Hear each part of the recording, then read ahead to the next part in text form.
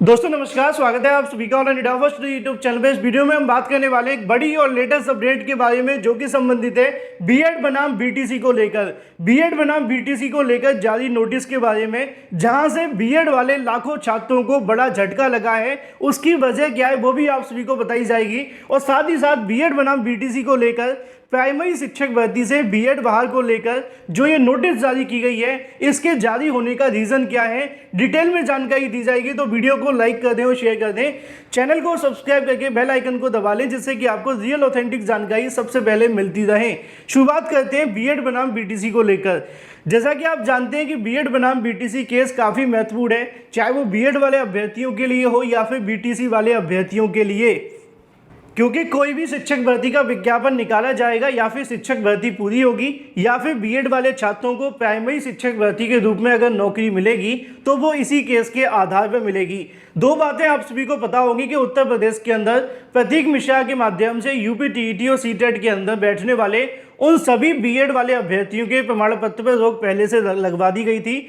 और उत्तर प्रदेश में नई शिक्षक भर्ती का विज्ञापन तो अभी तक जारी नहीं हुआ, लेकिन विज्ञापन जारी होने से पहले ही बीएड बनाम बीटीसी को लेकर बहुत सारी याचिकाएं हाई कोर्ट के अंदर लगी हुई हैं। इसी बीच अगर बात की जाए, कई शिक्षक भर्तियों के विज्ञापन भी निकाले गए, जैसे कि अगर बात की जाए केवीएस केंद्रीय विद्यालय संगठन के माध्यम से आने वाली प्राइमरी शिक्षक भर्ती का विज्ञापन। जब प्राइमरी शिक्षक भर्ती का विज्ञापन निकाला गया था तो केवीएस के माध्यम से उसमें एक लाइन मेंशन की गई थी कि जो भी बीएड वाले अभ्यर्थी प्राइमरी शिक्षक भर्ती में आवेदन करेंगे, उन सभी की जो नियुक्ति होगी, सिलेक्शन का प्रोसेस होगा, वो सुप्रीम कोर्ट के उस फैसले के अधीन होगा जो सुप्रीम कोर्ट के माध्यम से बीएड बनाम बीटीसी केस के ऑर्डर में दिया जाएगा। लेकिन इसी बीच एक और बड़ी अपडेट आपको देखने के लिए मिली, जब सुप्रीम कोर्ट के माध्यम से बीएड बनाम बीटीसी को लेकर जानकारी दी गई थी। और इस वीडियो में मैं आपको 3 जानकारियां देने वाला हूं। पहली जानकारी होगी प्राइमरी से बीएड बहाल के संबंध में जो नोटिस जारी हुआ है, इस नोटिस के जारी होने की वजह क्या है वो भी मैं आपको बताऊंगा।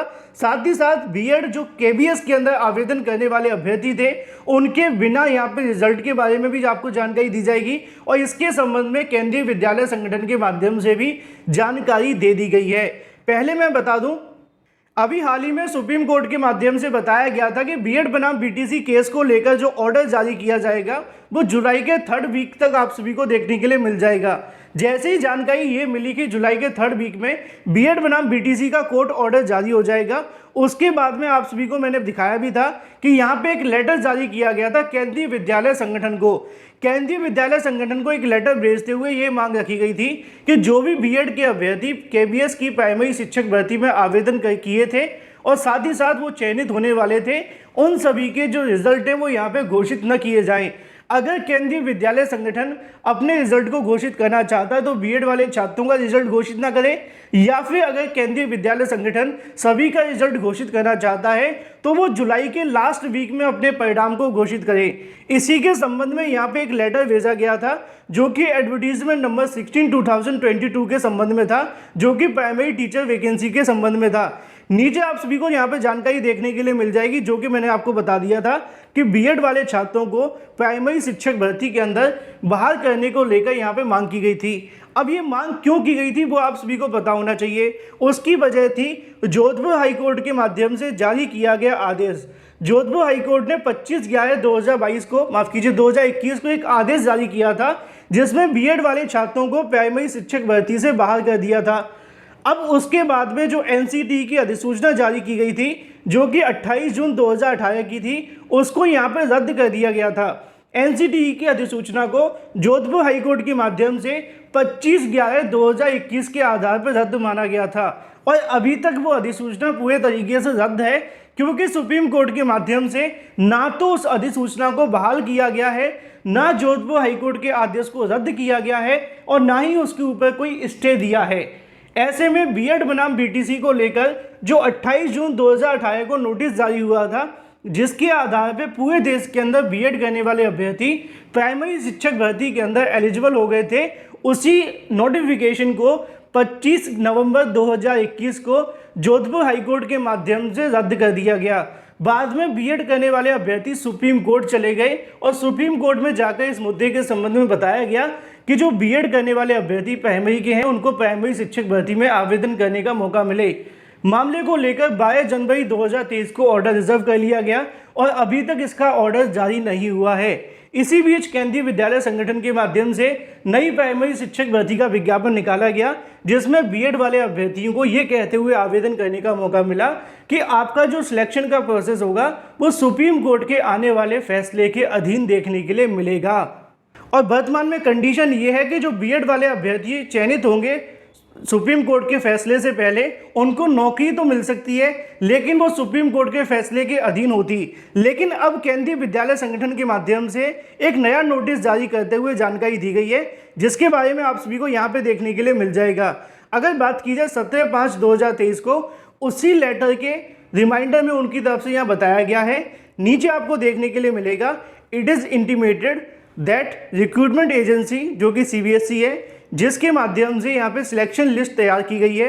अब जो सिलेक्शन की लिस्ट तैयार की गई है उसको आप समझिए, नीचे आपको देखने के लिए मिलेगा one list with the including BEd degree holders, मतलब एक लिस्ट वो है जिसमें बीएड वाले छात्रों को इंक्लूड किया गया है और एक लिस्ट वो है जो कि विदाउट बीएड डिग्री होल्डर्स के है। मतलब केंद्रीय विद्यालय संगठन के माध्यम से दो नई लिस्ट तैयार की गई हैं, जिसमें एक में तो बीएड को शामिल किया गया है, एक में बिना बीएड को शामिल करते हुए दूसरी लिस्ट तैयार की गई है।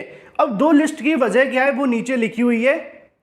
केंद्रीय विद्यालय संगठन के माध्यम से बताया जाता है कि as per rules instruction receive from MOE result will be publish shortly, मतलब इसका जो रिजल्ट है वो जल्द घोषित होगा, लेकिन रिजल्ट तभी घोषित होगा जब एमओई के माध्यम से कुछ यहाँ पे दिशा निर्देश दिए जाएंगे। अब एमओई कौन है? Ministry of education. Ministry of education शिक्षा मंत्रालय के माध्यम से केंद्रीय विद्यालय संगठन को जो भी दिशा निर्देश मिलेंगे वो उसके आधार पर रिजल्ट को तैयार करेंगे। केवीएस के माध्यम से एक लिस्ट के अंदर प्राइमरी शिक्षक भर्ती से बीएड वाले छात्रों को बाहर कर दिया गया है, लेकिन दूसरी लिस्ट में उनके माध्यम से बीएड वाले छात्रों को शामिल भी किया गया है। लेकिन अभी तक इस बात को लेकर तय नहीं कर पाई है शिक्षा मंत्रालय कि बीएड वाले छात्रों को शामिल करके परिणाम को घोषित किया जाए या फिर बीएड वाले छात्रों को बाहर करके।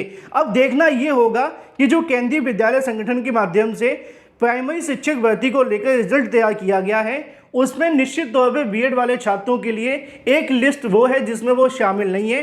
अगर बिना बीएड के रिजल्ट घोषित होता है तो प्राइमरी शिक्षक भर्ती को लेकर मामला कोर्ट में जा सकता है, और अगर बीएड को शामिल करके रिजल्ट घोषित होगा तो ये मामला आप सभी के सामने ऐसा हो सकता है कि भाई बाद में जब सुप्रीम कोर्ट का ऑर्डर आएगा तो इसमें केवीएस को संशोधन भी करना पड़ेगा, चाहे वो फैसला बीएड के पक्ष में आता है या जैसे भी होगा। तो ऐसे में अब कहीं ना कहीं मामला फंसता जा रहा है केंद्रीय विद्यालय संगठन के लिए। वर्तमान में केवीएस की तरफ से प्राइमरी शिक्षक भर्ती से बीएड को बाहर करके एक लिस्ट पहले से ही तैयार कर ली गई है। अब पूरे तरीके से डिपेंड करता है शिक्षा मंत्रालय के ऊपर कि वो केवीएस को क्या आदेश देते हैं कि बिना बीएड के रिजल्ट घोषित करें या फिर बीएड के साथ में रिजल्ट घोषित करें, क्योंकि जुलाई से पहले तो बीएड बनाम बीटीसी का फैसला जारी नहीं किया जाएगा। अब बीएड वाले छात्रों को यहाँ पे रिजल्ट से बाहर क्यों किया गया वो आप जानते हैं, क्योंकि अभी भी एनसीटीई की अधिसूचना पूरे तरीके से रद्द है। सुप्रीम कोर्ट के माध्यम से कोई भी स्टे उसके ऊपर नहीं दिया गया है, और ये कहीं ना कहीं बीएड डिग्री धारकों के लिए थोड़ी बुरी खबर भी साबित होगी। अब देखना ये होगा कि शिक्षा मंत्रालय क्या आदेश देती है। बाकी आपकी राय क्या है, कमेंट करके बताएं। फिलहाल इस वीडियो के माध्यम से इतना ही।